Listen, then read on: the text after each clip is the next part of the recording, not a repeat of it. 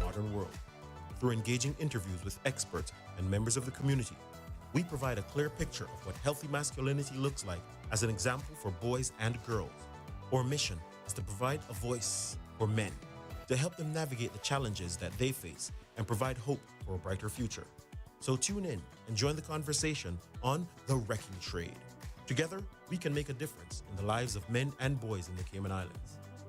Welcome to The Wrecking Trade, the radio show that provides a platform for a deeper understanding of issues affecting men in the Cayman Islands. Join us as we explore the low enrollment of men and boys in college classrooms, the absence of men in the church, and the absence of fathers in the home. Join the conversation as we help men find their place in the modern world. Through engaging interviews with experts and members of the community, we provide a clear picture of what healthy masculinity looks like as an example for boys and girls. Our mission is to provide a voice for men, to help them navigate the challenges that they face and provide hope for a brighter future. So tune in and join the conversation on The Wrecking Trade. Together,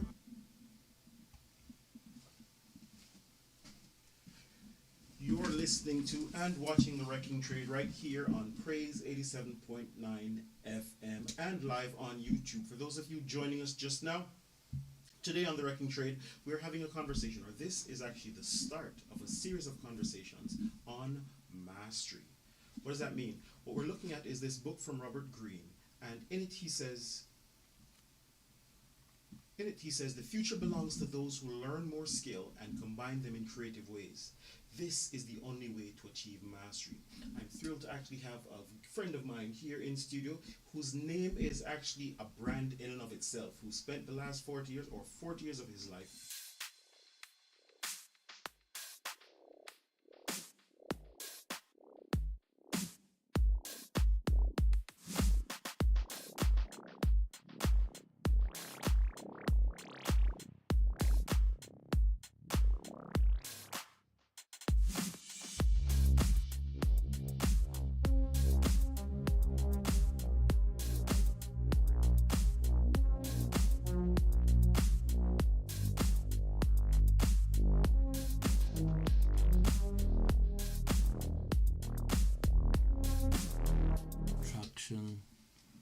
to the police was the motorcycle cop. I was always fascinated by the motorcycle policeman, to the extent that I recall getting like a rubber band, and I'd put it on the top of my head and bring the band behind my ear to under my chin to mimic the helmet that the motorcycle police officer would be riding at the time. And I used to go through the house pretending to be on my motorcycle, much to the annoyance of my eldest sister when she would be cleaning the house, fixing the, mopping the floor, etc. And she would like, "Boy, go outside with that foolishness." And I recall my dad saying to her, "Leave him alone. Maybe that's what he wants to be in life," and he was right. It was always what I wanted to be. So when I joined the police, I did not find a job. I was going to realize a dream. And if I had my life to live again, I would follow that same path. And that's an interesting thing, because at the top of the show we said the future belongs to those who learn more skills and combine them in interesting ways. But it also goes on to say that mastery is one of the things that it's not necessarily born out of, it's actually born out of a function of time and intense focus applied in a particular field. So ever since you were a boy, you knew you wanted to be a police. Yes, sir. And so when you joined the force, I mean, many persons are coming to work, but you're not coming to No, work. no, no. I was coming to do what I always wanted to do. So for me, it wasn't work. So you could say, although it was fraught with dangers and challenges, I would like to say I never worked a day in my life as a policeman, because I went to do what I loved to do. And how do you think that impacted how you showed up at work? because you mentioned it's fraught with danger, and I mean it has its many challenges, and particular challenges because you're literally just putting your life in danger every day. But you manage to come there not feeling burdened or overwhelmed. So I imagine that that might have had an impact in your growth trajectory on the job. To a very large extent, yes. And of course, I had a mother who was still alive when I joined the police. And I know she was always praying that I would get back home safely. So knowing that I had the good Lord with me too helped. There were many times that I believe my number might have come up, and he would say, no, not yet. So, and those experiences really, they never go away. They never really go away, because the experience of walking and talking with a fellow officer on a mission, and a few minutes later, he's gone. And it's like a part of you have left. And I guess, lucky for me, that experience was not very frequent, despite the fact that I really started my career in Kingston, Jamaica, on the 23rd of December, 1973. I suspect you were not even thought Not yet. at Not that time. quite yet. And, over those years, I went from the academy undercover. And so for a long time, I didn't feel like I was a policeman because I was hiding from policemen too. But it was the assignment. And at some point, I really couldn't, I didn't feel like I was achieving what I expected from the police. Because most of what you would do undercover, particularly working in the intelligence services in Jamaica, you sometimes didn't know whether or not you made a difference, because you gathered intelligence, you passed it up to the bosses, they used it to form policy and advise government on policy, and you never really saw, like, on a day-to-day basis the real result of what you did. So after a while, and the hiding, and it's dangerous too, because you really by yourself. Yes. Most of the time, you have no backup, so it's just you and the good Lord right there. And that's interesting. And as you're talking about it, I mean, as looking at the dates, and that would have meant you went through the 70s and 80s, going through, I mean, persons who were recently in theaters watching the Bob Marley movie and seeing some of the violence that was surrounding that. You would have been in the thick of that. I would have been, and I often say to folk, there's one gentleman who resides here in the Cayman Islands, and we went through quite a bit.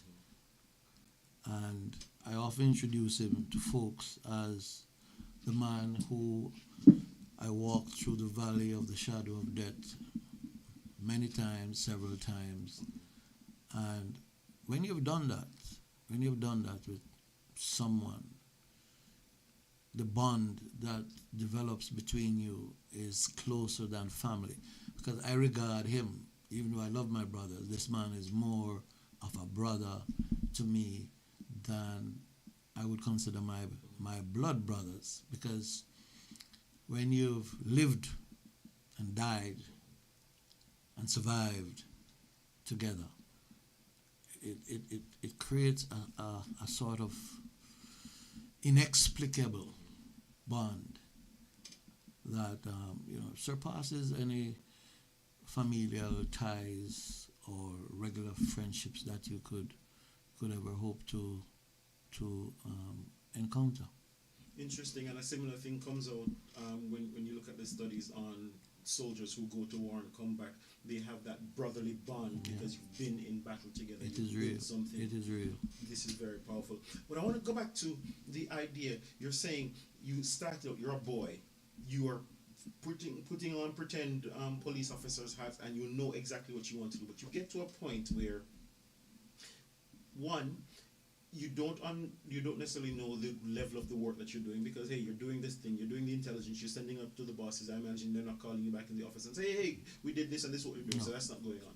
And so you don't necessarily see the impact of your work, but you are still able to do it anyway. Why is that? The objective was clear. Why you were doing what you were doing. It was national security. That was the main objective that was driving that program. So if there were subversive entities, your job was to infiltrate, gather what they're thinking, what their plans are, so that the government can be ahead of the game in providing protection for the general populace.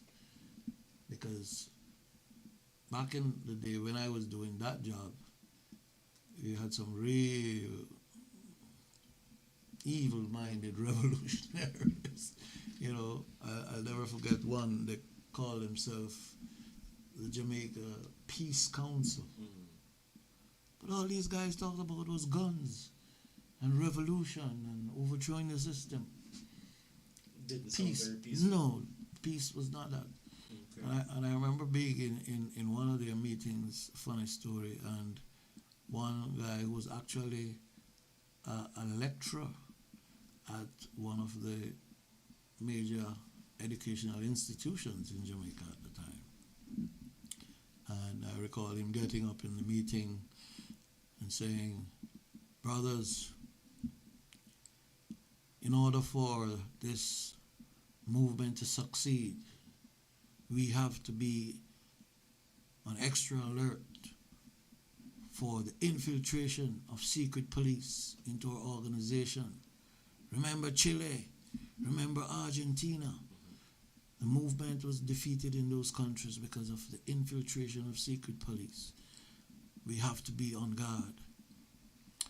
And who do you think led the cheering and patting him on the back and shaking his hand? And yours truly.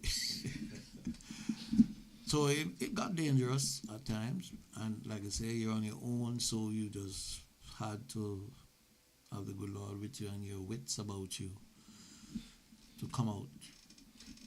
And as you're doing that, I'm hearing a couple of things come out. First, we're hearing passion. This is something that you wanted to do ever since you were a youth. But I'm also hearing purpose. So when the chips get down and things get rocky or feel difficult, you knew that your work had purpose. Your work was connected to national security.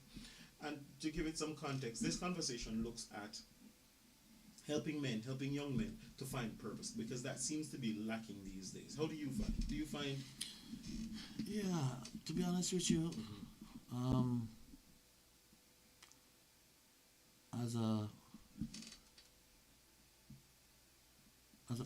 I was in the role of prosecutor in the office of the DPP here, my most, I would say, depressing day was a Friday when juvenile court was being held. Wow. And I would see young men, boys, little boys, and their attitude to authority figures and life. And the thing I found remarkable was that quite a few of them were being brought by their fathers, being accompanied by their fathers. And their fathers were people who I used to arrest. And it just seemed to be like a cycle, you know? And I've heard the saying that children is the punishment that parents get for them having given grief to their parents. Okay. Yeah, But it used to trouble me because I remember one particular young man who sadly lost his life because someone wanted to get from him a bottle of weed that he had found. But I remember that young man probably some 9 or 10 months before coming to our notice because an adult male had taken him on a jaunt to rob a tourist. And I remember speaking to him and saying to him that you have to choose carefully the people, the male figures that you make influence your life and where you want to go. And I told him about Malcolm X. I said, Malcolm X, he was at one point a criminal. He was in prison. When he came to his senses and said, this cannot be what my life is to be. And I say, now, you probably wear a shirt with an X. You see people wear a cap with an X. All of these people, a lot of them don't even know what that X represents. But it was a man who came to his senses and said, this life cannot be for me. I cannot be in a cage. I'm a man. I need to be out and free. I was not made to be in a cage, which is what prison is. So you have to make your mind up. If you are going to be somebody, or you're going to be treated as an animal in a cage.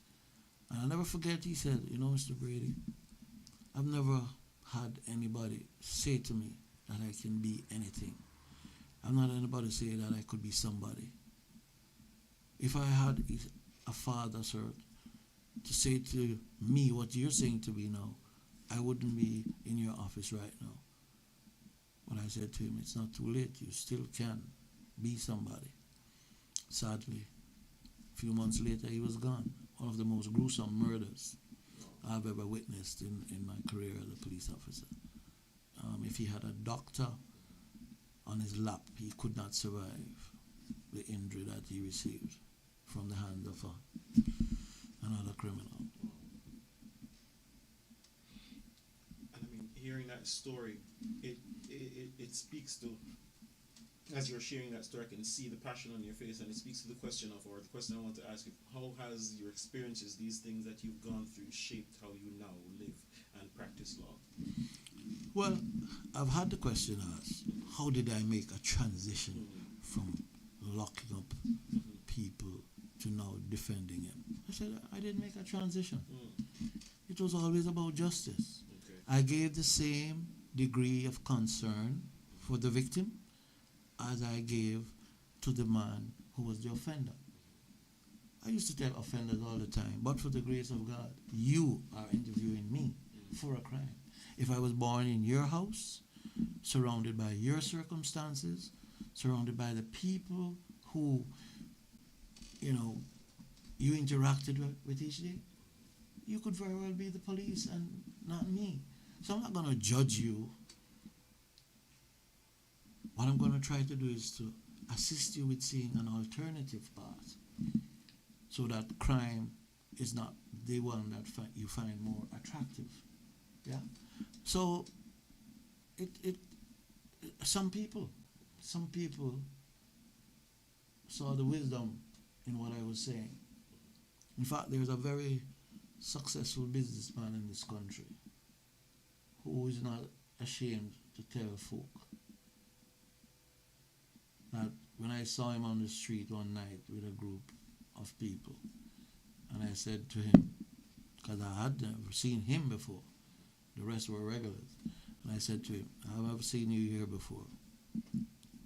I would suggest to you that you go home right now before you regret for the rest of your life what comes from being out here. And that man is today one of Cayman's most successful businessmen.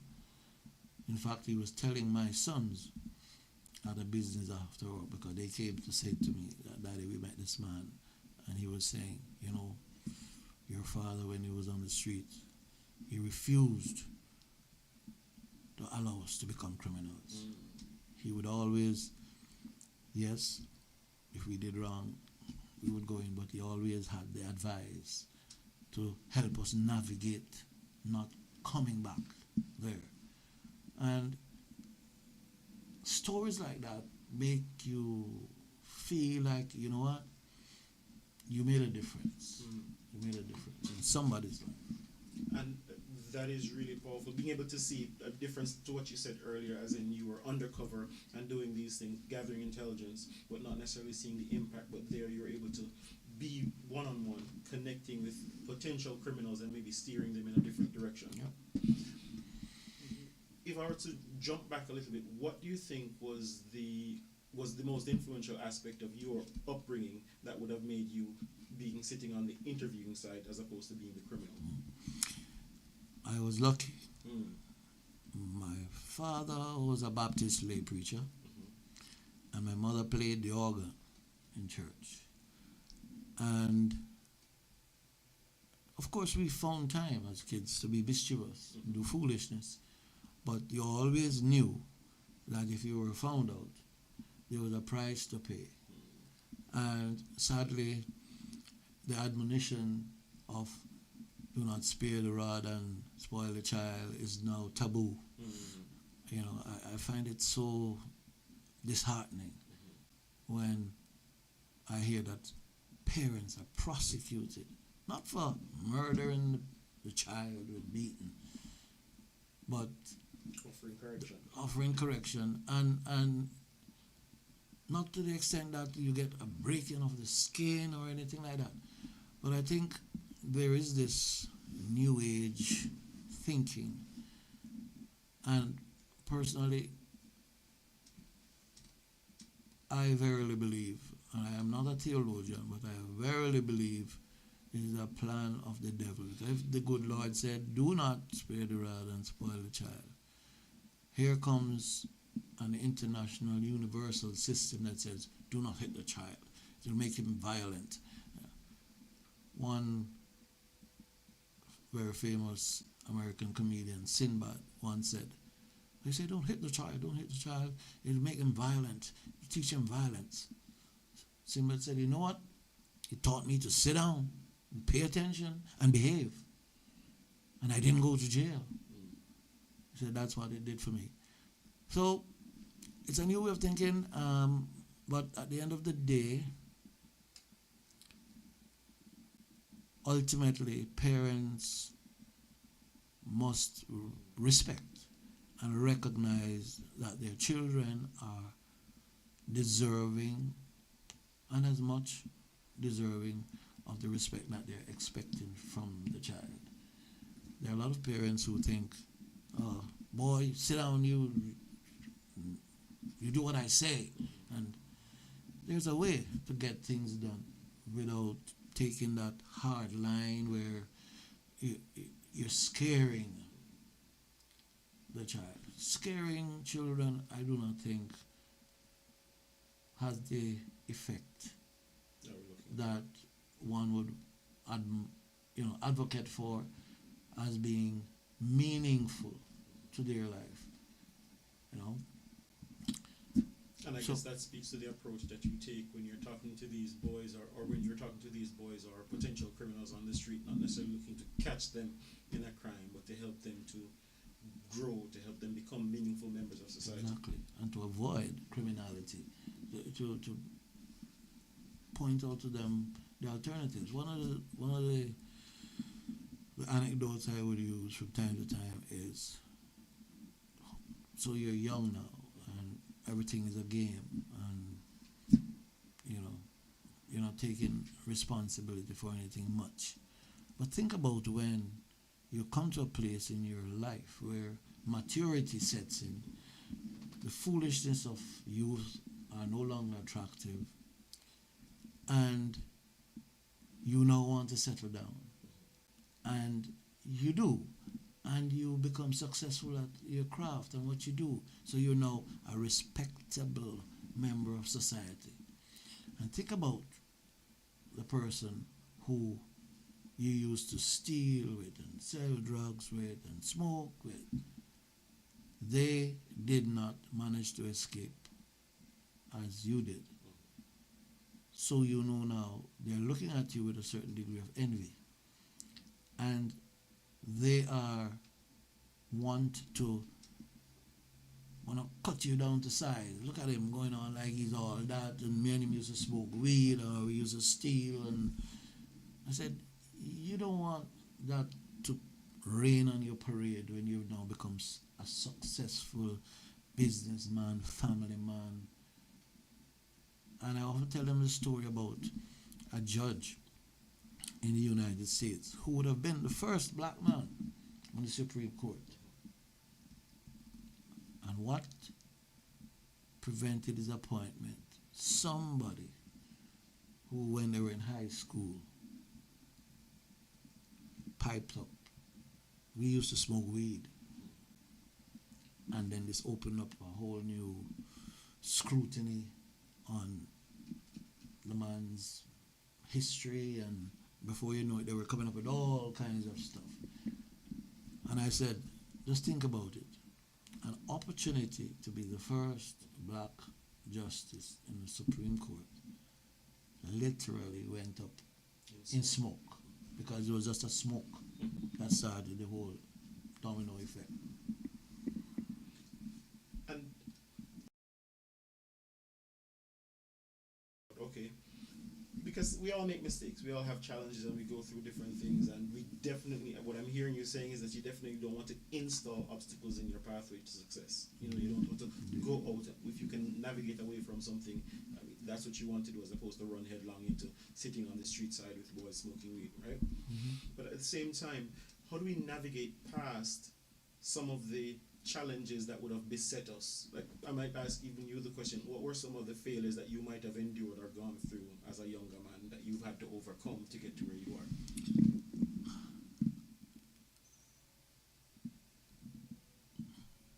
The fact that I'm taking some time to think of one doesn't mean that I had a perfect, flawless life. I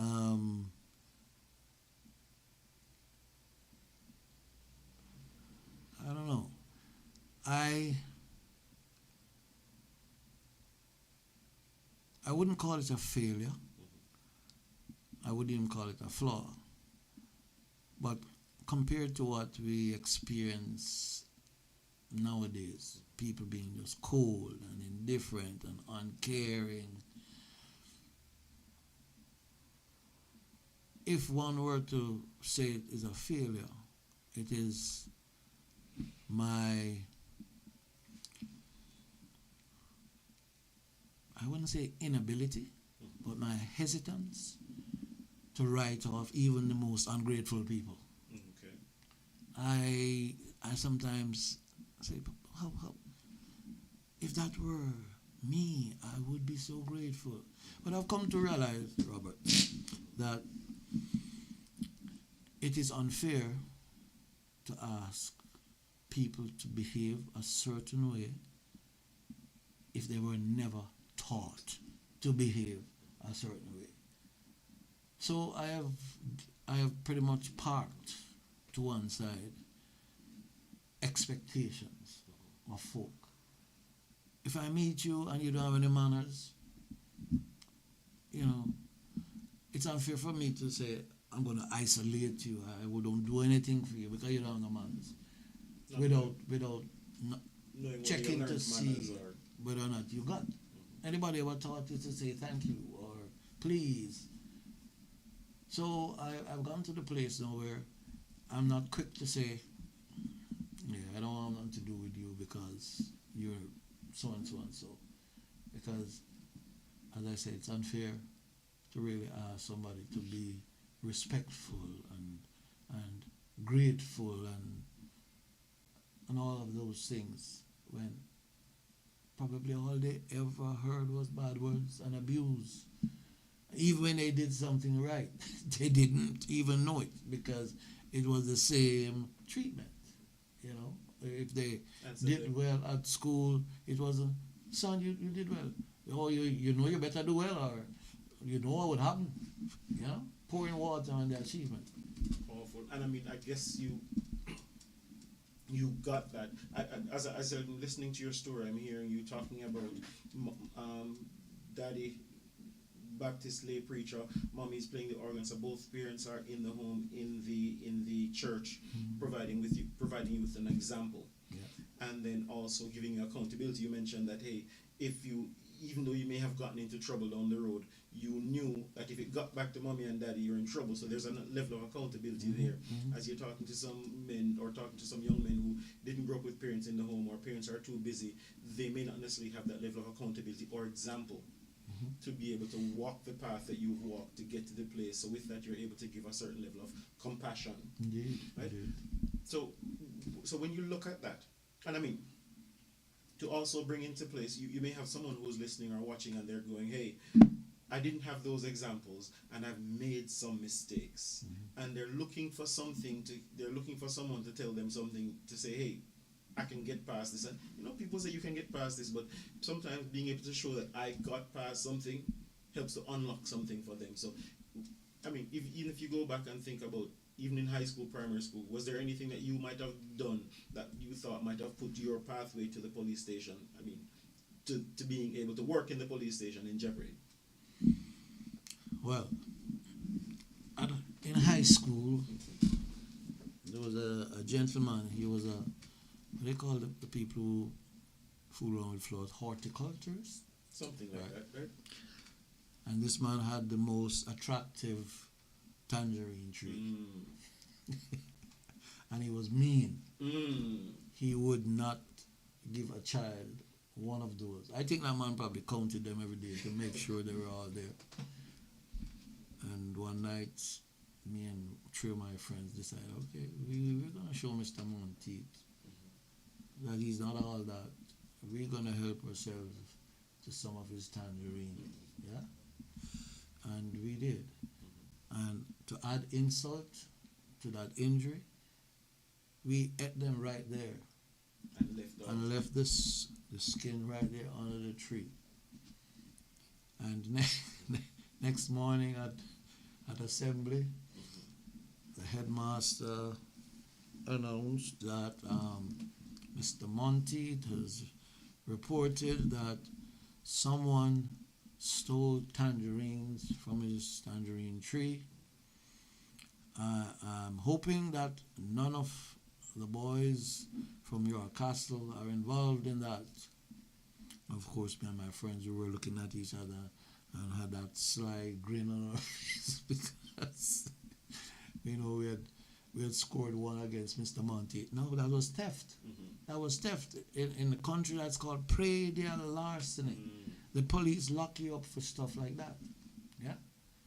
So even though I was on my path, it could easily have been derailed if Mr. Monteith was able to identify that it's these four boys. You know, we could have gone to juvenile court, sent to some reform school, and there would have been the end of my aspirations, because I don't know that they hire any boy who's been to the reform school into the JCF. Gotcha. Which is where I served at the time. So, therein lies how my life could have been changed. Even though I was the son of the Baptist lay preacher, and my mom played the organ in church, and all those. But then, I have also had the pleasure of working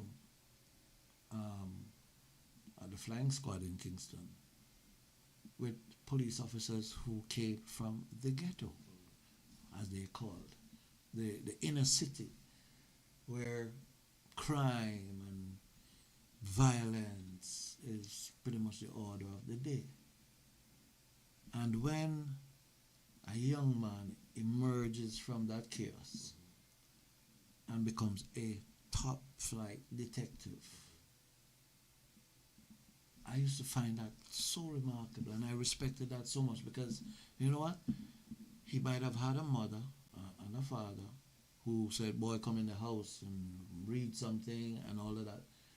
But we all know that as parents, our influence pretty much ends when we drop the kid off at school, because peer pressure then steps up and greets them. So what are we going to do today? Okay. So when someone navigates those circumstances, and in circumstances where they did not have that structured upbringing like you did, it goes a long way. And some of these guys, they will tell you, their parents or their father wasn't necessarily law-abiding. He was selling weed or smoking weed, or probably did the odd robbery. But his son did not choose that path. He chose to be a police officer. And I guess this brings us to a more philosophical question. Here you are with all the advantages here, I mean, with the potential of going to reform school because you're involved in prey-deal larceny, and then you're sitting beside a police officer who had none of these advantages, but he was able to navigate, and both of you are in the same capacity and rising to great heights. What do you think is the I guess the key ingredient, or the ingredient that helps to make that recipe either work or fail? I think Bob Marley has a line in one song where he says, you can't run away from yourself. And self-analysis is key to where you are and where you want to be. You have to want to be. Your best intentions, without putting them into some action, it's just going to remain that, your best intention. So nobody knows what you intend to do until it's done. As long as you're intending, it is a private notion. It's a private notion. So manifesting that intention into activity, which is positive, invariably you might find haters who will get in your way. You'll find people who don't share your vision, try to beat it down and say, that's foolish. They say, bother with that. Nobody's not going to pay that no mind. Nobody's not interested in that. All of these things. Herein then lies the determination within you. So in other words, you have to convince yourself that despite what is being said, all the water that is being poured, treat it as water on a duck's back. It runs off because you know what you want to do. And it lies within your power. Of course, none of these things can happen without getting help from above. Because none of us woke ourselves up this morning. We might think we did, but we didn't. So there is always that higher power, that higher level of protection that you rely on. Yes. But what I'm hearing you saying is there's also a burden on yourself to do something. You can't just sit in bed and eat Cheetos and hope to get a six-pack. It's not going to happen. Not going to happen. So for everything that is worth doing, I used to say it to my first son. So I would say, whatever is worth doing, and he would finish it, is worth doing well. And that I introduced that concept early so that they would grow up with it. And thankfully, I have to say, thanks to the Most High and their own dedication to being somebody, because they could have been stupid. They could have gone off the rails and done foolishness. But they've been successful in their career, and I thank the good Lord for that. And I tell them, you should tell your children when they have made you proud, because it encourages them to go to the other level. And don't be very skillful. You want to register when they've done foolishness, but you have to be tactful with it. Don't necessarily beat them up over a failure, but you still have to say, I would have much preferred if you've succeeded. But do it in a way so that they internalize it. Exactly. They internalize it and do better. As you share, I take it that you're a very humble man. I mean, I try to be, sir. Even as though best I can. You talk about the children, the decisions they made, and the good Lord working. But the good book also says that train up a child in the way that they should grow, and when they're old, they won't depart from it. So that means there was also a responsibility which you seem to have executed if they, matriculated into success, because you would have installed that software for success in them, and then they would have been able to execute it. Greene in his book talks about the 110,000 hours, that if you want to be good at anything, you have to invest the time into doing it. And it sounds like the same thing that you're saying. If you want to do something, you have to do it well. And to do anything well, it requires a time investment. It requires focus, and it requires attention. It most certainly does. And it sounds like you've spent a lifetime giving your attention and focus into. And I'm seeing this weaving through in your children. I'm seeing it weaving through criminals, and even as a lawyer, you're doing the same thing. Guidance and mentorship. So the job is not just the job. No. It seems on the job you're also providing that guidance and mentorship. How important is that to you? Yeah, that is most important to me. You know? And why? Because otherwise you're just coasting through life. You're pretty much sailing your boat on your path, maybe making ripples here and there, and we all know ripples, they last a couple seconds, and it's smooth water again. For me, people should remember you for something. They should recall you, probably not necessarily with fondness, but you can't just go through life like a tree. You're there. Yeah, if somebody stands under your bowl, they will get shade. But if they step out, they're in the sun, and you're a tree, so you can't reach out and say, hey, come back under the shade. No, you need to regard yourself as being pivotal to the success of those who you encounter. A phrase that I often use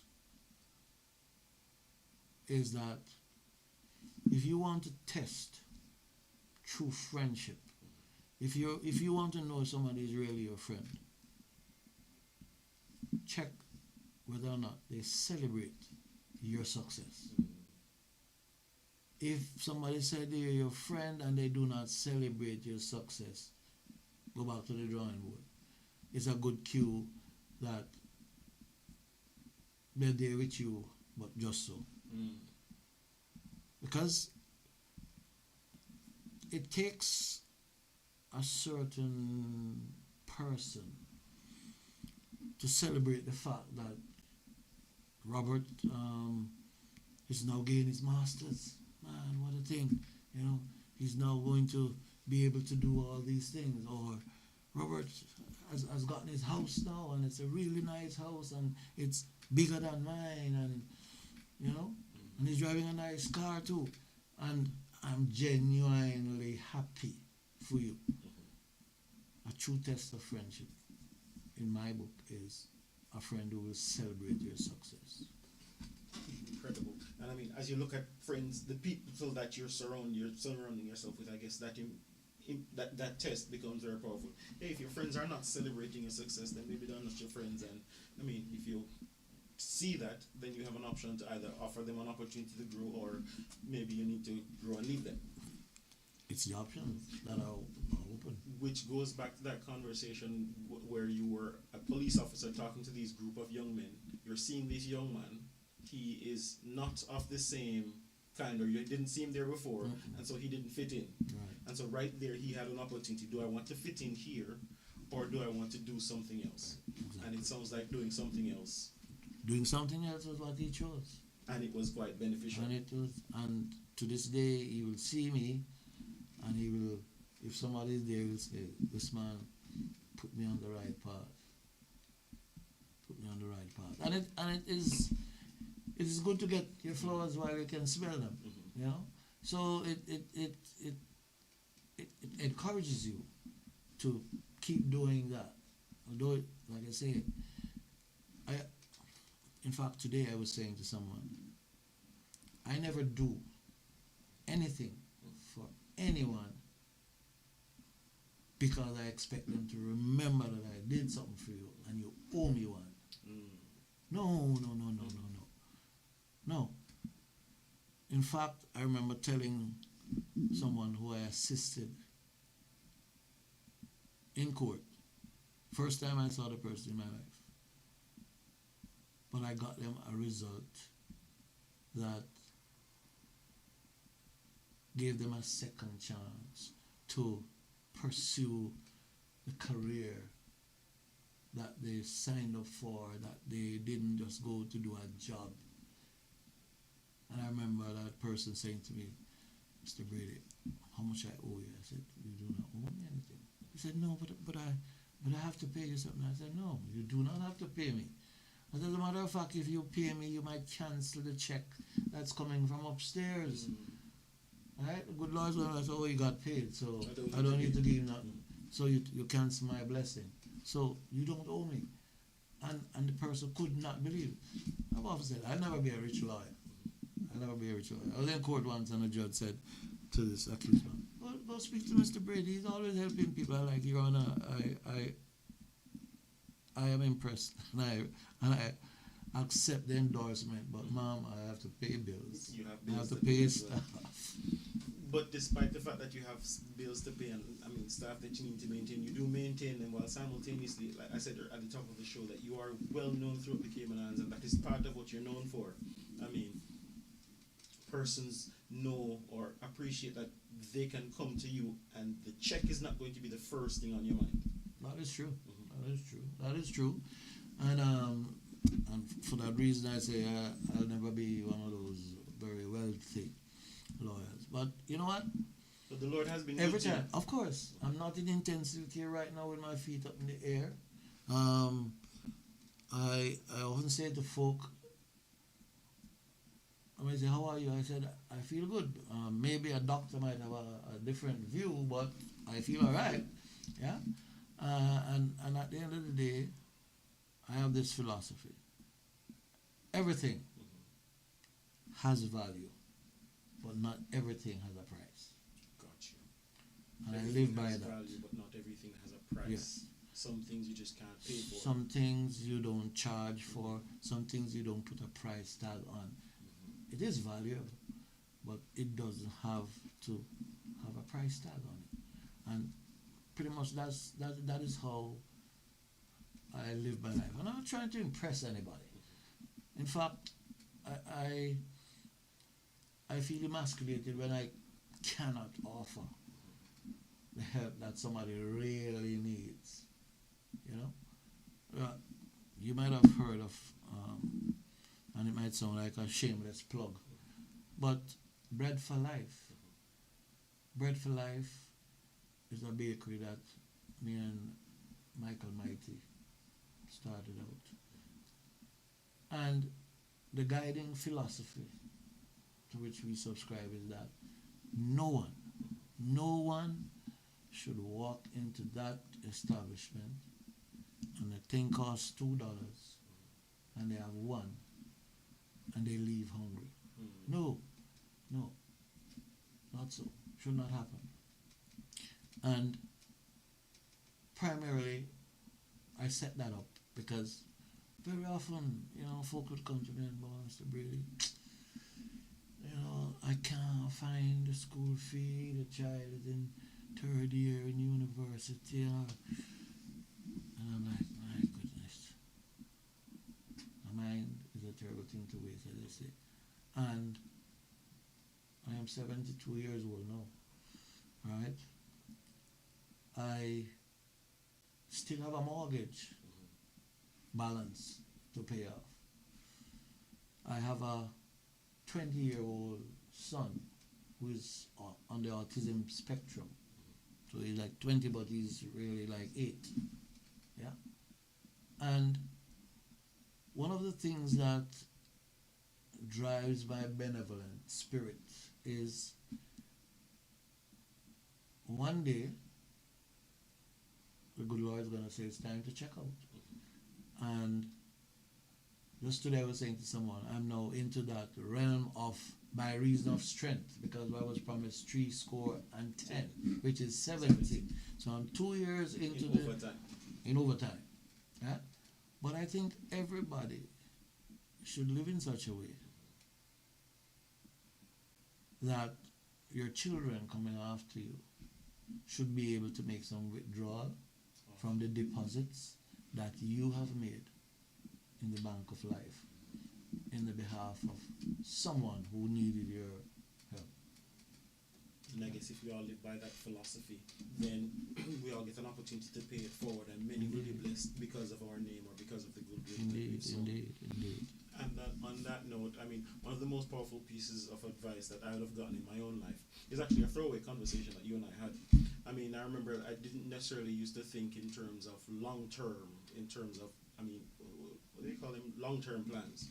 But we had a conversation once about a matter that I was dealing with at the time, and part of the advice that you gave me was you have a timeline. Whatever was behind you is behind you. There's a timeline that's ahead of you. If you can't do X in this time, then what is the point? Which helped me to think, I don't have to think about this year or next year. I can think long-term and go, how do we consistently, what we're talking about today, mastery, how do we consistently over time make those small deposits that we can reap from in 10 years from now, 20 years from now, or even our children can reap from 10 years, 20 years from now. So I appreciate you for that, sir. Yes, it was my pleasure. And with that, what advice would you give to someone who's looking to cultivate mastery in their own life, who's looking to, move from where they are to a future that they don't yet know? Well, I would say that humility is a foundation. And living not just for yourself, but regarding the challenges that other people face, and thanking the good Lord that He's blessed you sufficiently that you don't face that. I sometimes think about the people, for example, who live in the inner cities in Jamaica, and mother probably is working, father probably is working, maybe neither are working. They get an odd job here and there. I really think that people, for example, and I'm not casting any aspersions on the Minister of Finance in Jamaica or anything, because I don't even know the man, I don't know who he is, to be honest with you. But the way those folk are able to manage very little and do so much with it, and their children don't appear to be worse off than any other child that's coming from somewhere midtown or uptown. And they run that for the week, and it's lunch money, and it is school fees. I take, and I'm wearing a hat, and I can't even say take my hair, because that's gone. But I have such a great respect and admiration for folks like that. And I know a lady who was a domestic helper in this country, and her wages were not very attractive. But you know what impressed me? and made me volunteer to assist her is that this woman was intent and committed that her two daughters were not going to be domestic helpers. Today, one is a lawyer and the other is one of these fancy accountants that deal with insurance companies. Actuary. One is an actuary and one is a lawyer. And she put them through school for the most part. Taking care of babies, scrubbing floors. Those stories, when I come across people who are struggling in circumstances, I feel compelled to assist them. And as I say, not expecting nothing back. I'll get my check from upstairs. But it is good to know that you can, when you do your postmortem on life or your daily activity, you can say, I helped to make a difference there. So the story of my life is trying to help people be their best selves. Whether they were criminals or those people who life did not smile too kindly on. But it gives you a sense of satisfaction at the end of the day. I remember one friend saying to me once that, boy, Brady, I don't understand how you feel, man, when you do something for somebody. I did something for somebody and the thing made me feel so good. And I said, boy, and you having that feeling all the time, man, I envy you, man. And, you know, things like that to me are the best commendation, because you're not just doing what you can, but you're encouraging others to do what they can as well. And that in and of itself becomes, you inspired him, and then he inspired you with his words, and then that both fuels your energy. So that is awesome and incredible. I know you said your check is upstairs for you, but if someone were to support your ministry, or how do someone support what you're doing, or your favorite charity? How do they make a contribution to your, Well, to be honest, I don't regard what I do as a charity. I regard what I do as something that I choose to do, and I'm always mindful of what Jesus Christ said and what I should think. A preacher or ultra religious. I often say I'm not as good as I should be, but I'm not as bad as I could be. So I make every effort to do the right thing. But the good Lord did say, cast your bread upon the water. After many days, you will find it. Now, it is scientifically impossible to cast dry bread on water.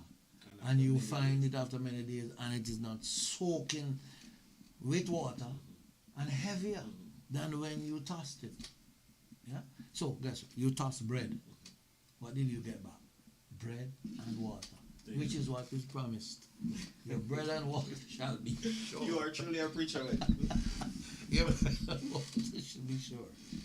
You mentioned bread of life, bread for life. Yes, sir. You can share the numbers with persons if they want. But if there's someone who's sitting at home and they're in trouble, they've made some mistakes and they might need some legal advice, or they might even need some mentorship, or they might need to connect with you. How do persons connect with you? Well, I have Bread for Life. Mm-hmm. Somebody cursed me out the other day and said, how you doing? What kind of business you doing, and you always giving away. If you're hungry and you cannot find food nowhere else, we will give you some bread to eat. And the number is 9463048.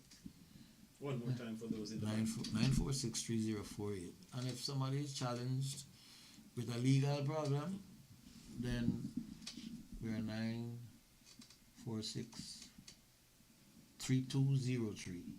If you call that number, 9463203, it's the number for Brady's Attorneys at Law. And someone will take your information, and whatever we can do to assist, we will. It's what we do. And the people who are around me subscribe to what I do. That's why they're around me, because I'm not into forming any alliance with anybody who's just living for themselves. I'm not into that. That's not your brand. Not into that. No, sir. Not so. Appreciate you, sir. And I mean, you endeavored to do these things on your own, but I'm sure if someone wants to participate or support the Bread for Life ministry, to make sure that if someone is there, they just reach you on the same number. Yes, yeah. And welcome those. Yeah, because at the end of the day,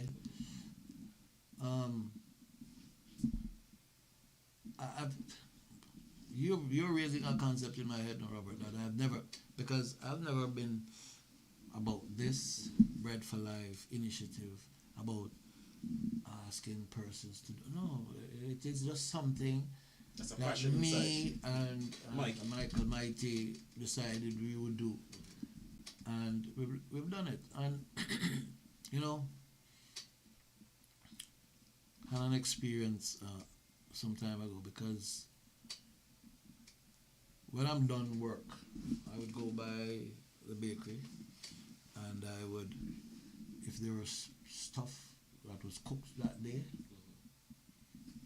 I would pack them in boxes, and I would do some circles around town looking for some homeless people. Funny thing is that a lot of these homeless people are people I arrested when I was a police officer, and they've just not taken themselves out. Exactly, they've not extricated themselves from the throes of crime and criminality, and even now, some of them still going to court for foolishness. I remember seeing one guy who he was part of a crew that killed an old man, trying to get his pension money off him, and he wouldn't speak. You know, it may be that they never intended to kill him, but he died. He died. And one of these guys, I'm doing the rounds, looking to give, you know, pastries and food to those on the street, and I see the man emerging from a garbage skiff. And I called him by his name. And he came over to the car and he recognized me. He said, Mr. Brady? I said, yeah, that's me. And I mentioned his name. I said, I have some food for you, man. He said, for me, Mr. Brady? I said, yes, for you. And he couldn't believe it, because number one, he must be still thinking in his head that I think he's the worst person alive because of what they did. Plus, he did a lot of foolishness after that too. And me giving him something to eat is probably the last thing that he would expect. But I drove away and I said, thank you, God. But for your grace and your mercy, that could be me emerging from that garbage skiff. Because I said, Robert, when a man goes into the garbage to find food, you know he's at his worst point. Because one, it don't matter to him how long it's been in there. Or what else is in there. Or what else is in there.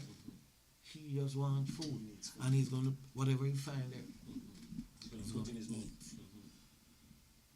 You know, things like that get me emotional. And a lot of people don't know that there is an emotional side to it, because they've only seen the tough guy. But when it comes to caring about people and doing the best I can for them, I will get emotional. Because some of these folks do not have the option of an alternative.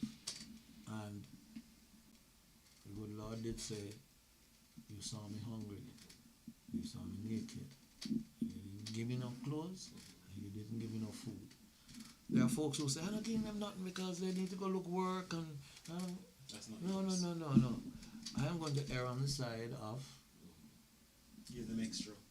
I given you something to eat because it must never be said, I saw you hungry and didn't give you food, or you didn't have clothes and I didn't give you a shirt. Yeah. So I'm not trying to score points, because I cannot score points with God.